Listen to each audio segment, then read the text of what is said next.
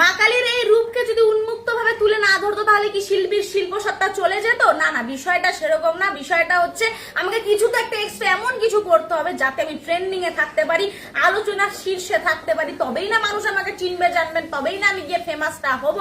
এই সমস্ত মানসিকতা নিয়ে এই যে কাজটা যারা করেছে তাদেরকে আমি শুধুমাত্র একটা ছোট্ট উদাহরণ দিতে চাই। একজন মা যখন অন্তঃসত্ত্বা হয় তখন সেই মা যখন সন্তানটাকে ভূমিষ্ঠ করে তার মধ্যে কিন্তু অনেক অন্তর্নিহিত বিষয় থাকে। আমাদের প্রত্যেকের ঘরে মা রয়েছে, গোটা পৃথিবীর মানুষ জানে একজন মা যখন অন্তঃসত্ত্বা হয় আর একটা সন্তান যখন ভূমিষ্ঠ হয় তার মধ্যে কত কি অন্তর্নিহিত বিষয় থাকে। তা বলে কি সেই শিল্পী কি পারবে তার মার সেই অন্তর্নিহিত বিষয়টাকে উন্মুক্ত ভাবে স্টেজের সামনে তুলে ধরতে? বাস্তব বিষয় তো আমরা প্রত্যেকে জানি, পারবে কি তুলে ধরতে?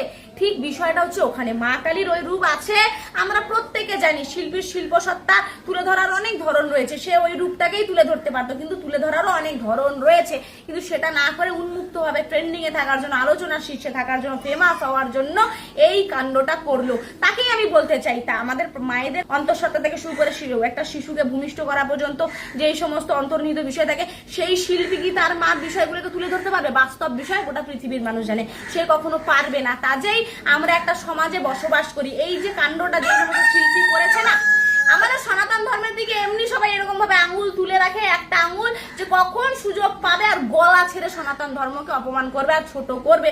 ঠিক এই কাজটা করে কিন্তু সেই রাস্তাটা আরো খুলে দিল যাতে সনাতন ধর্মকে অপমান করতে পারে, ছোট করতে পারে। তাই বলবো অনেক কিছু বিষয় থাকে যেটা বাস্তব আমরা প্রত্যেকে জানি, কিন্তু সেই বিষয়গুলো একটু উন্মুক্ত মঞ্চে না আসাই ভালো, এবং আশাটাও দৃশ্যকটু দেখায়, সেই সমস্ত বিষয় অন্তর্নিহিত বিষয় অন্তরে থাকাটাই ভালো। আমরা প্রত্যেকে জানি, বাস্তবতা আমরা প্রত্যেকে জানি, কিন্তু ওই যে বললাম অনেক কিছু আমরা জানার পরেও আমরা একটা সমাজে বসবাস করি, একটা দৃশ্যকটু বিষয় থাকে, তাই অনেক কিছু ভাবনা চিন্তা করে আমাদেরকে অনেক সময় অনেক কিছু সমাজের সামনে রাখতে হয়। আমি বলছি না যে মায়ের ওই রূপ ধরে কোনো শিল্পী তার শিল্প সত্তা প্রকাশ করবে না, 100 বার করবে, কিন্তু তুলে ধরার একটা ধরন রয়েছে, সেই ধরনটাকে অবলম্বন করতে হবে। এই বিষয়টা মাথায় রাখতে হবে যাতে কেউ আঙুল তুলে দুটো বাজে কথা বলতে না পারে, এই বিষয়টাকে মাথায় রাখতে হবে।